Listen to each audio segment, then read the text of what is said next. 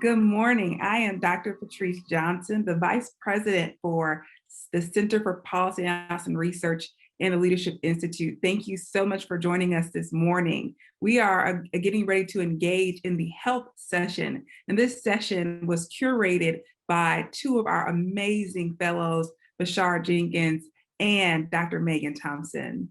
Please join me in welcoming them as they steward us along a journey of understanding mental health, particularly for African American youth.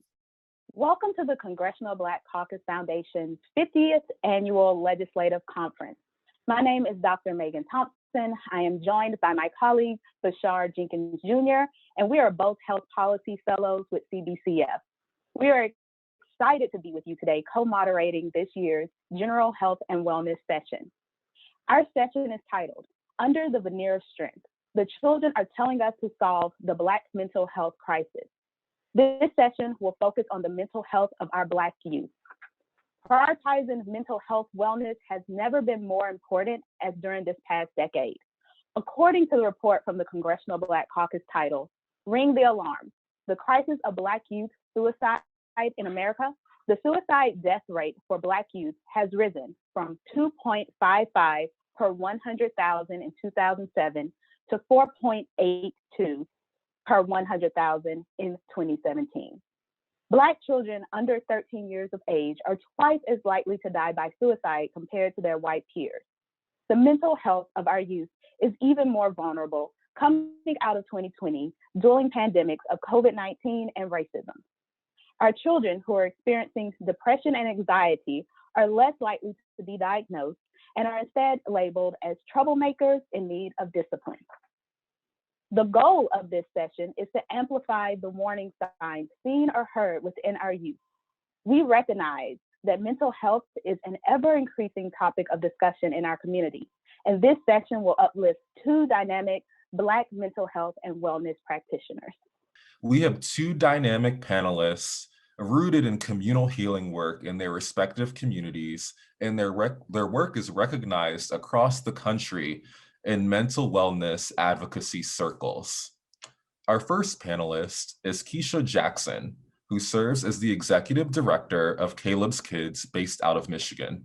Caleb's Kids provides tools, resources, education materials, workshops, and other support for mental health awareness and suicide prevention. The organization focuses on four main pillars: mental health awareness, suicide prevention, resiliency, and coping skills. Under Keisha's leadership, Caleb's Kids has provided scholarships to high school seniors and sponsored holiday care and wellness benefits for surviving families of suicide loss. Our second panelist is Yolo Akili Robinson, the founder of BEAM, the Black Emotional and Mental Health Collective. BEAM offers professional development and educational training for students, advocates, activists, organizations on the following topics: mental health in the Black community, healing justice-informed approaches, and excavating misogyny and toxic masculinity within our communities. Yolo began his career in public health, supporting Black communities as an HIV/AIDS counselor. Branched into violence prevention, working as a family intervention counselor with Black men and boys. Thank you again, Keisha and Yolo, for joining us today. Yes, Keisha and Yolo, thank you for joining us. So we can jump into the questions. As a collective, Black Americans are still facing the ongoing pandemic of COVID-19 and the persistence of American white supremacy. For our youth, this past year and a half has been particularly daunting. One day you're in school with your friends, and the next day you're yanked out, unsure of when you will see your friends again, and when you will regain a sense of normalcy. So can you educate us about some of the first signs of self-care fatigue and mental health challenges that we need to be aware of in our Black youth?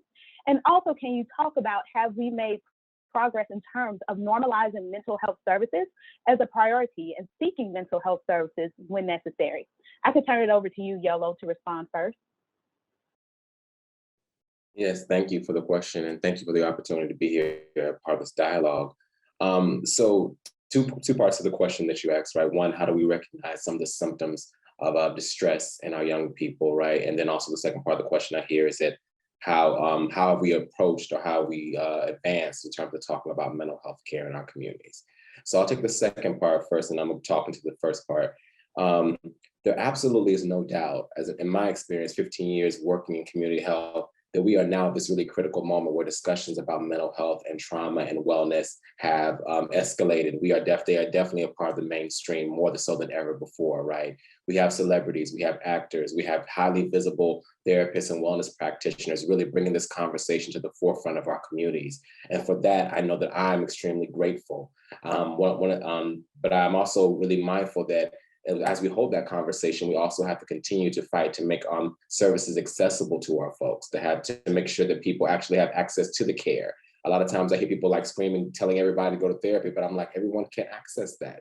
You know, we still have a large percentage of Black folks who are not insured, right? We have folks, of course, who can afford, even if they are insured, maybe be poorly insured and can't afford co-pays to actually pay for a therapist or that kind of care, right? And that care might not be the appropriate care for them. So there's all these different barriers that we need to really be mindful of as we are still holding that we can celebrate that, yes, we are talking about mental health and wellness like never before. How do we take advantage of this moment to also craft policies and systems and structures that can support our community's needs and desires to engage in the work, right? So I'll start there. As far as like for our youth, and I know Keisha will go into this piece probably better than I do because we work with a lot of adults, right? But really being mindful that like, when we talk about mental health in our communities, one of the biggest things I see is that when we're talking to our communities about certain symptoms of distress, whether it's depression or anxiety, I'll never forget I did one workshop and I was talking about the symptoms of depression and talking about like, irritability, like, talking about like, rage and talking about sleeping excessively or not sleeping very much. And one participant came to me, he was like, I thought that was just being Black because I was so normalized where I was, right? And so I say that to say that there are some symptoms of distress because our communities have been under stress for so long that some of those symptoms, we're not always distinguishing them as mental health distress, right? We're not always distinguishing them as something that needs to be addressed because we've been so accustomed to our communities living under that duress. And so I think we need to be really hypervigilant as we are at Beam about really giving people the symptomology and being able to see, hey, this actually is representative of something that may be awry that you may need further support with. I think that's really critical. And I'll stop there.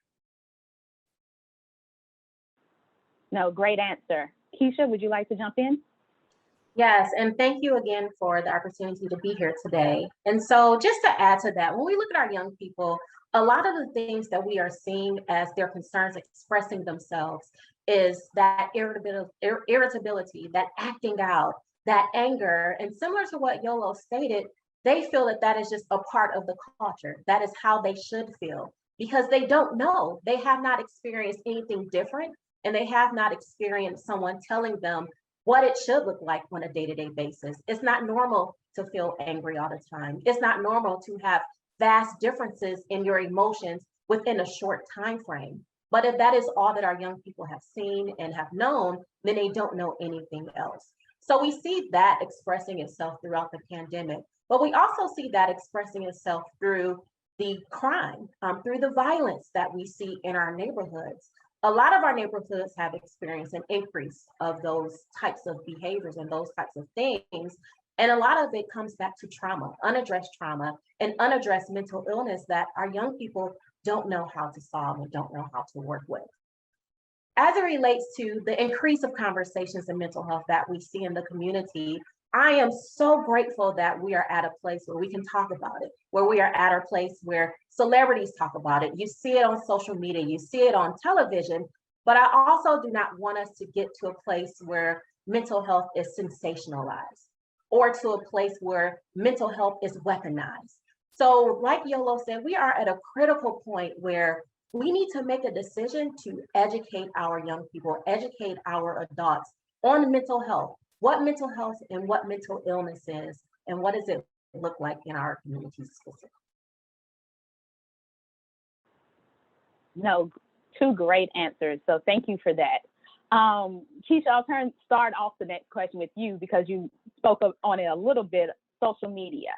Social media can be a great tool. Social media was a lifeline for many of us during this time of social distancing so we could continue to interact with our family and friends. On the other hand, social media creates a form of perpetual comparison.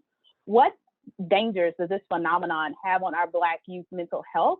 What steps should we take to address this? And also, like, what role should social media and these tech companies play, if any, in conversations around how platforms contribute to the youth mental health distress?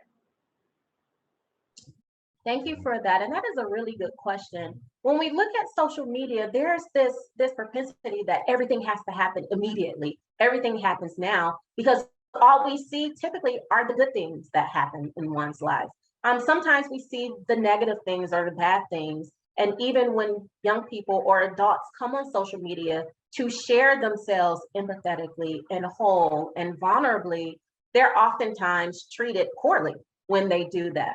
So when we look at social media, some of the responsibilities that I feel that our tech giants should have is they need to pour financially into the communities to provide that educational piece around the harm of social media. Also increasing our exposure to stuff. Again, there are good things that happen on social media, but there are a lot of bad things that happen on social media and things, quite honestly, that our eyes should not see. We can't continue to see negative images of hurt, of pain, of crime, of murder, of all these negative things that's happening and don't expect to be impacted by it. Every time we look on social media and have to press play on that video of someone who looks like us being abused in the media or just bullying on social media, we're implanting little small pieces of trauma subconsciously into our lives. And that has to stop. So there needs to be additional controls around that violence piece, around that exposure to what do we see on social media and how we can change that narrative just a little bit, just to protect ourselves. Yellow? Yes, absolutely. I love everything that Keisha said. Thank you so much. Brilliantly said. And I will just add that I think it's important for these social media giants to also invest in infrastructure that helps uplift the care and wellness services that are available, right? And so making sure that people who are strolling or scrolling through these different media sites are able to find Caleb's Kids, able to find Beam, able to find a variety of different services that they may need, right? So I think that's really important too. And figuring out how they can build in certain kind of protocols or strategies that help support people, because we have all this literature that does once again show how use of certain social media tools does contribute to higher rates of distress for many people, right? And so I think that being really intentional about building out parts of their sites that really focus on mental health resources, services, tools, maybe even like the variety of different videos of our Instagram. We put meditation videos and tips for like journaling and different practices, right? Really highlighting and elevating those resources so that people get disrupted from some of the other toxic elements that can show up on social media. Thank you for that, Yolo. Question will be for Keisha. Keisha, you started your work in youth suicide prevention activism. Can you speak to a little bit about what motivated you to speak up, to join that sector, and what trends do you currently see in the ecosystem in our community that give you hope in this moment? We talked a little bit about what we're missing in regards to our Black youth, but can you talk about what are the signs of hope, particularly in this moment? Yes, thank you for that. So my interest and my activism in the suicide prevention realm came from my own personal tragedy of losing my younger brother to suicide. He passed away in 2015. And at that moment, I didn't know that he was in distress. I didn't know that even if he was in distress, that he was in distress enough that he would even consider ending his life. So it really hit me like a ton of bricks. There were no notes that he left behind. So there were just a lot of questions that were unanswered. So just to fulfill my own inquisitive need, I just engulfed myself in all things mental health. I wanted to learn more about the psyche behind someone's decision to want to end their lives. And in doing so, all of the stats and research around young people and with suicide flip-flopping year over year between the second leading cause of death and third leading cause of death in for our young people ages 10 to 24, I knew that it was something that I had to do to get in front of that, because we should not be losing our young people. And even when we look at more recent statistics of our African American youth specifically, we are attempting suicide at higher rates currently, and also completing suicide at higher rates currently. And that has to stop. One of the biggest protective factors against suicide is through mental health education. And mental health education in that adolescent phase, in those adolescent years, to where, okay, I know what I'm feeling now. I didn't know that I wasn't supposed to feel like this all day, every day. I didn't know that what I was experiencing was an anxiety attack or was depression. But now I know what that looks like. And now I have the tools to call someone, to talk to someone, or the coping mechanisms to try to calm myself first, to try to help me work through that. So that is what started my journey within this whole mental health realm, and just using my own personal testimony and my own personal story to really get in front of these numbers to help young people across the nation.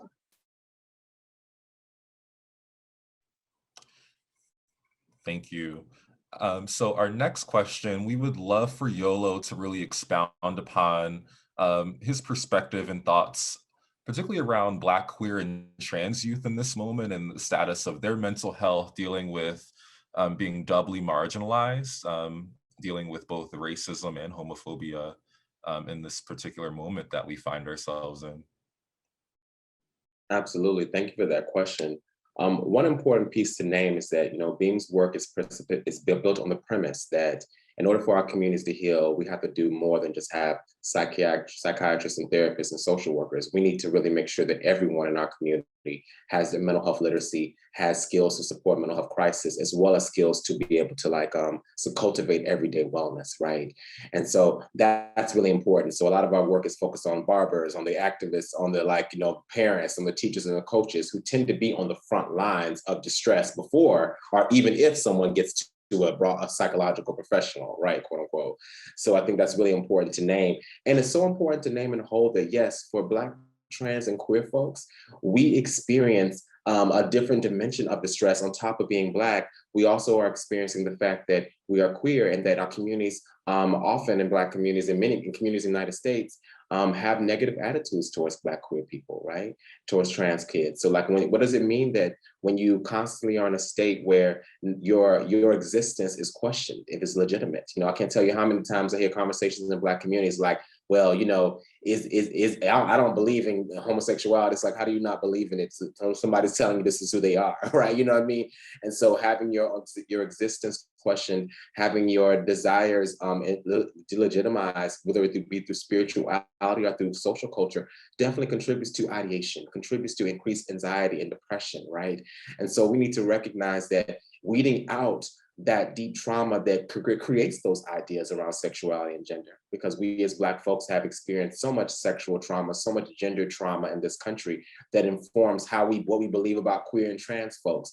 We have to unpack that from multiple levels to protect our young people, because we know that once again, when queer and trans folks have at least one affirming adult in their lives, just one, right? We're not saying like 15, 20. We know that dramatically decreases their likelihood to attempt suicide or commit suicide, right? So just one person, which means that we have to really be clear and critical that addressing transphobia and homophobia are mental health interventions for our community. They protect our trans and queer kids. They protect all of us. And we need to be really vigilant about that in our work. Thank you for that really nuanced sort of explanation, trying to get us to really uproot a lot of the ways that we were taught to think growing up. And it's hard, difficult work for sure. Now, this is a question we want both of you to engage on. We're in this moment when our kids are going back to school in person all throughout the country. It's safe to say that schools have failed to protect Black students from mental health trauma that they experience within schools, be it bullying. In fact, some schools have brushed bullying under the rug as it relates to Black students, as we saw in the case of 15-year-old Nigel Shelby a few years ago, and that unfortunately resulted in his suicide. What is the role of the school system in supporting the mental health of Black youth?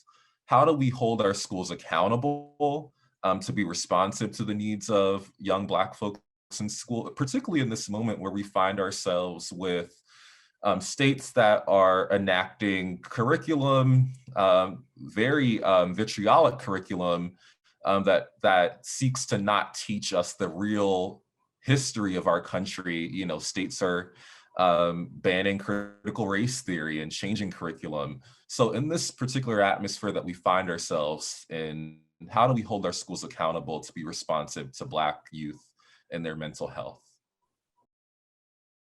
Yeah, thank you for this question. I'd love to share this piece. So we work with a lot of school counselors and a lot of school districts, actually. And I think one thing that we need to be really explicit and honest about naming for Black children in this country is that most of our schools are run like prisons, right? That when we go to the schools, we're like, wow, you are treated as if you have committed a crime when you enter this institution. And that they are not healing centered, but they are often centered in punishment towards Black youth, right? So I think we need to name that. We also need to name the fact that, like, when it comes to school counselors, so many of the counselors we work with are the only counselor in a school, a huge school. Sometimes we have some jurisdictions where they're actually operating in multiple schools. Right? So there's not enough support for mental health within these school systems. And also we need, in order for us to really talk about really healing for schools, we have to really transform the ways in which education in this country happens, right? We talk about healing-centered education, healing-centered practices. That means the school system has to completely flip on its head, because right now we see it very rigorously focused on, like, metrics that aren't considering the holistic nature of a child and what their experiences are. And I think it's important to name too that, like, all these multiple factors that Black children experience, sometimes even the ways in which traditional mental health can intervene with them can be problematic, right? So we have young children who are getting diagnosis for things that are really connected to the fact that they haven't eaten a meal in 3 days, right? That at home, there are a variety of different challenges happening. And if you get a counselor who's white, who doesn't have that cultural humility or recognition of unique nuances of our culture, they're giving these diagnoses, or they're giving these interventions that are not useful towards this child and may follow this child for the rest of their lives in ways that are not helpful, right?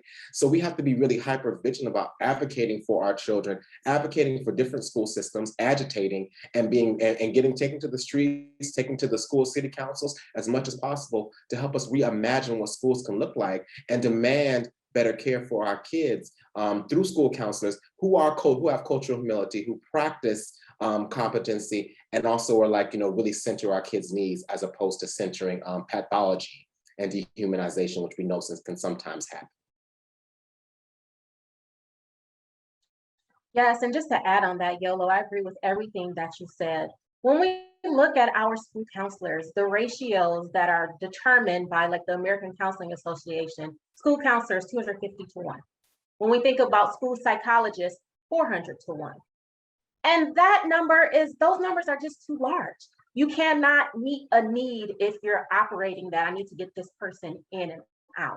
So that is one area that we definitely have to address. Another area is our parents have to advocate for our children. Yes, we can come into the school systems, we can advocate for our kids, but the parents have to advocate. And it's a complex layer, because we have to help the parents as well. We have to help the parents have their voice, and we have to help the parents understand the importance of their own mental health so that they can advocate for their young person that we have at home. When we have school, there needs to be education around, culturally relevant education around mental health. We attach numbers to reading literacy, which is important. We attach numbers to your math literacy, which is important. And we attach numbers to athleticism. But mental health is the foundation of all of that. If your mental health is not intact, you can't achieve in math. You can't achieve in reading. You can't achieve and excel in your athleticism. So similar to what Yolo said, we have to turn the education system upside down and look at it from a more holistic perspective, where mental health is the foundation and the building blocks of everything else on top of that. You know, thank you, Keisha. Like everything you say, I'm just like over here, like I'm trying not to like clap and like, sorry, like go cheer with everything you say. And I just want to uplift one point that you really brought to the space is that we cannot talk about youth mental health in Black communities without talking about adult mental health, right? We have to recognize intergenerational healing is necessary for our communities. If we're talking about protecting and taking care of Black and trans, queer youth, heterosexual youth, all of us, we have to recognize that like, we don't have a lot of adults who understand how to take care of their own selves, or who don't have support to cultivate that care for themselves, right? Who have been taught because of the nuances, the ways in which we experience racism and sexism, to dismiss their own wellness, to dismiss their own emotional needs. And so if I've been taught that all my life, how am I going to communicate that to my children? How am I going to communicate that to the people, my peers, right? And so it definitely is an intergenerational intervention that we need to do and practice in our communities to make sure that everyone at every touch point is getting an opportunity to engage in wellness in a manner that is healing and supportive to them. No, thank you both for those answers. And like you, Yolo, every time both of you talk, I just want to clap and cheer. And these responses are making me just so full. So I thank you for this dialogue. Once again, we want to direct this question to the both of you. What tangible resources and policy initiatives do our Black youth, including queer and trans youth, need to not only survive, but thrive? I know throughout this conversation there, we have touched on just like resources like school counselors, but of course we're a legislative conference. So what are those types of policies that we really need to advocate for when we're talking about our state and federal representatives? Yes, and this one is a bit personal for me. And it's personal because I see the gaps with my brother in recognizing some of the behaviors that may have signaled that, hey, it's something going on. This person does not need to be suspended from school. This person does not need to be expelled from school. Hey, let's talk to the parent. Let's talk to other teachers. Let's talk to the counselors to figure out, are there additional resources that we can put inside of this person? So for me, it's policy and legislation around funding for that. Funding for the health literacy for not only the student, the parent, the teacher, the counselor, the principal, but also looking at it from the standpoint as funding cannot be attached to practices or evidence-based practices. Because when we look at evidence-based practices, quite oftentimes they leave us out. They leave the Black American out. And there are tested and proven methods from a communal perspective that are culturally relevant, that are effective, that may not have that evidence-based lens and evidence-based approach, the traditional evidence-based lens and evidence-based approach. So those programs, they don't get the funding. Those programs are looked at as ineffective, but those are the programs that are connecting with our young people and connecting with our community the most, and that are also making the difference that we see. So that is a big one for me, just funding and a different approach to funding around things that can help our community that may not necessarily look like what has been done in the past. Because we know what has been done in the past has not helped that much. We need the innovation. We need the different approaches. We need organizations like Beam, like Caleb's Kids, that's attacking it from a different lens and really are on the ground, on the front line, helping our communities directly. Keisha. Okay, yes. I just want to echo once again supporting that, because we know that when we talk about evidence-based practice, it's also often based off of white folks, and that's where that evidence has come from and not from our folks. So just uplifting and affirming that, and grateful that you brought that into the room. I want to see more legislation and policy that directs crisis care and crisis support that does not involve the police for Black folks. I want to see more money going towards mental health first responders coming to support Black folks and Black communities in crisis that are not the police. Because we know that, like, if I'm in distress, if I'm suffering from, if I'm in a moment where I'm struggling with ideations or mania or whatever I'm going through, and I see those red and blue lights, that is not help me in that moment of distress, right? So we need other forms of strategies and support. We need dollars to go towards mental health first responders. And we absolutely need more innovative services to be supported. I'm a big believer in what I call village care and peer support, right? That's the core of Beam's work, that we need to actually be educating everyone. The story that I often tell is, there's so many stories of in our network of Black folks being like, talking about like they got a diagnosis and their faith community or their family told them it wasn't real, right? But like it was one story, one woman talks about like how she for years, she had got diagnosis bipolar, her faith community told her it wasn't real, but it was one day she sat down in her stylist chair and they just started talking about stuff. And she mentioned that, like, they try to tell me I was bipolar, but that's not real. And the stylist was like, hold on, let me talk to you for a minute, because I know somebody, so I know a little bit more. And it was because of her stylist that she got into care and it changed her life, right?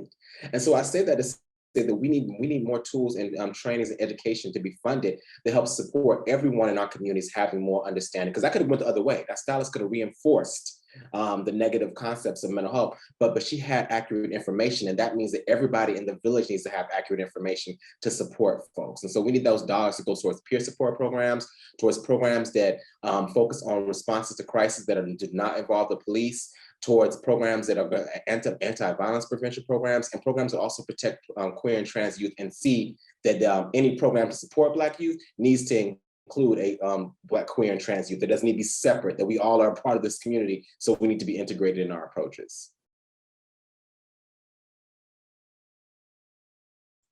Yeah, so those were two amazing responses. And just to think about what Keisha uplifted and really thinking about just decolonizing grant making and who gives out these dollars, and also decolonizing research as well, so that Black folks and other marginalized folks can really, we can craft our own research. We've been doing this for generations. And so thank you for uplifting that. So we're at the point in time where we've talked about a lot of different things. We've talked about a few heavy topics. And one of the things that doesn't often happen in these settings when we talk with mental health practitioners is we don't often center mental health practitioners' health and well-being.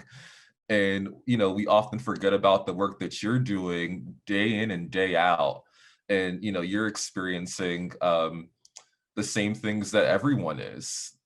We all went through COVID. We all experienced last summer.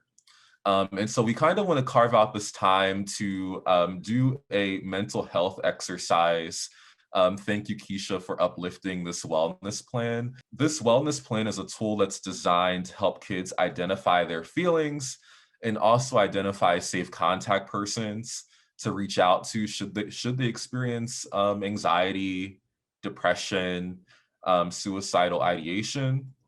And while this tool has been designed for young people in particular, but it can also be a blueprint that adults use as well. And so at this time, we're gonna bring up the wellness plan tool on the screen, and Dr. Thompson, Keisha, Yolo, and I will complete this mock wellness plan in real time. So I'm gonna start off by addressing the first part of the wellness plan. What are the signs that I know that I'm feeling off or feeling sad or feeling down? And then Megan will go on to number 2. And then we'll have Yolo and Keisha follow with 3 and 4. So I'll start off. For me, thinking about this wellness plan, number 1, I just think about how important it is to identify what our triggers are. And this is what I think about when I think about this first portion of the wellness plan. These are the signs that I'm feeling down, sad, or not myself.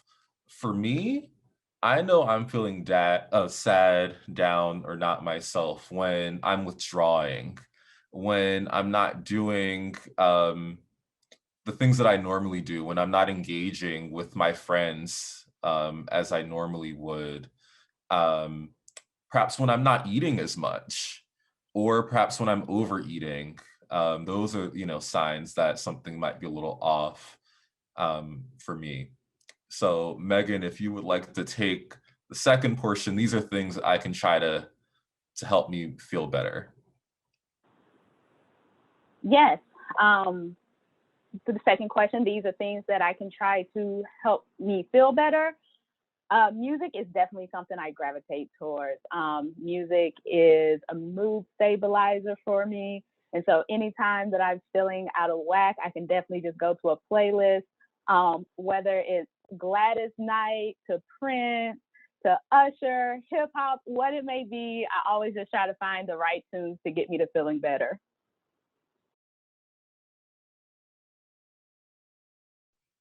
I just want to co-sign Gladys Knight.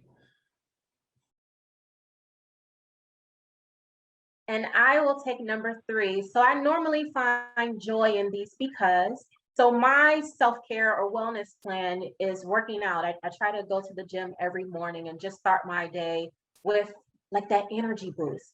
So I find joy in that because it gives me a moment to myself. From the time I wake up until the time I go to bed, I am often serving others, which I graciously do.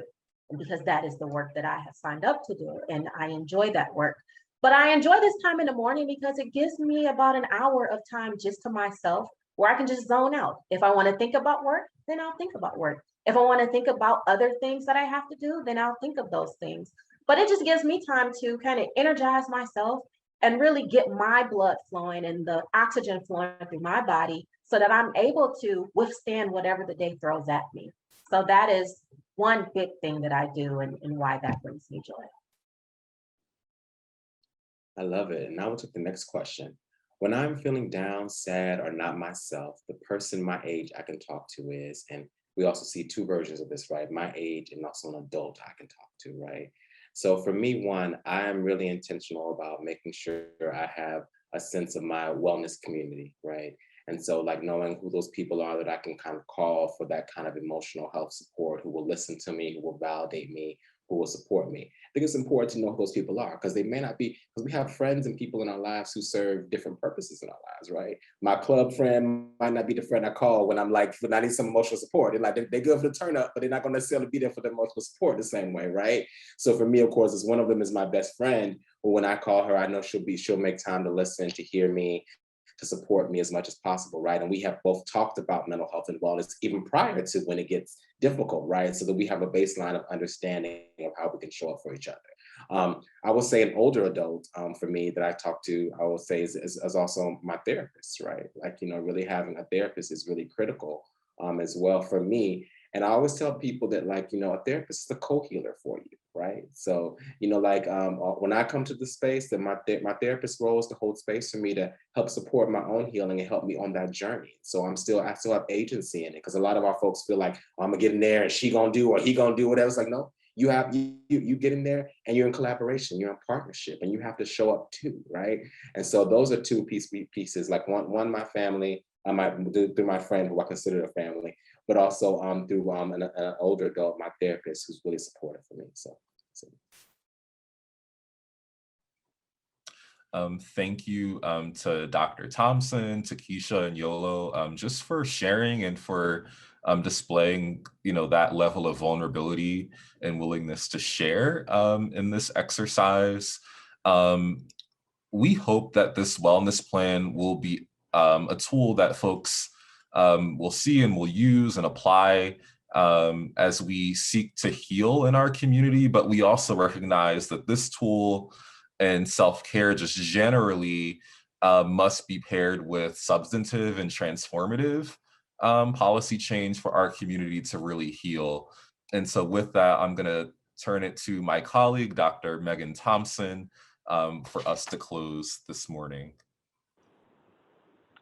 So yes, thank you everybody for being here. This dialogue has been wonderful. And we just want to take some time to allow for any closing remarks from our panelists. Is there anything that you have on your chest that we may have missed in this dialogue that you want to uplift? So Keisha, please go first. Yes, again, I just want to thank you for the opportunity to come here today, but also thank all the attendees for coming and for showing up.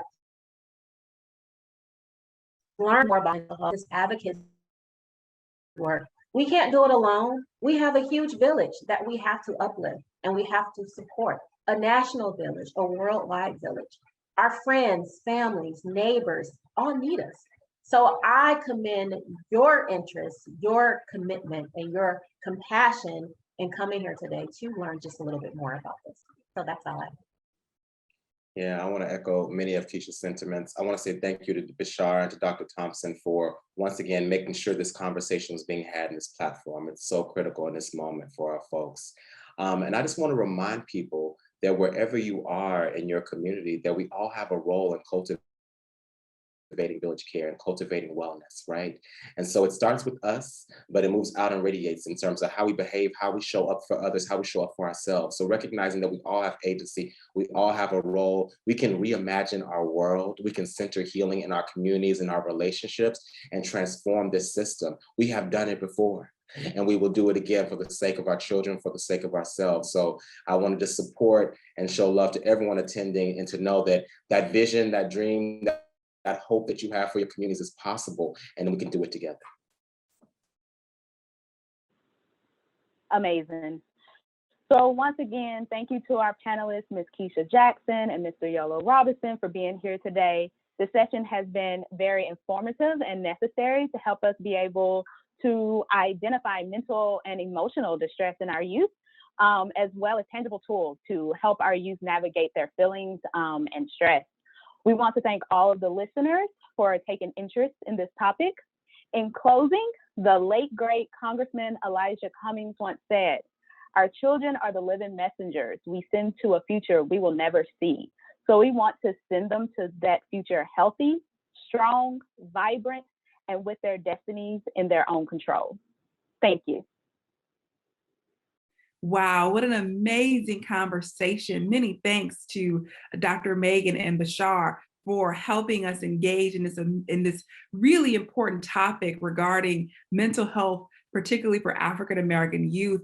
And what an amazing discussion between Keisha and Yolo to help us understand the importance of this topic in our community. I hope that you've learned something. I hope you take away the action item that they left us with in the exercise. And I hope that you will join us for the remainder of the conference.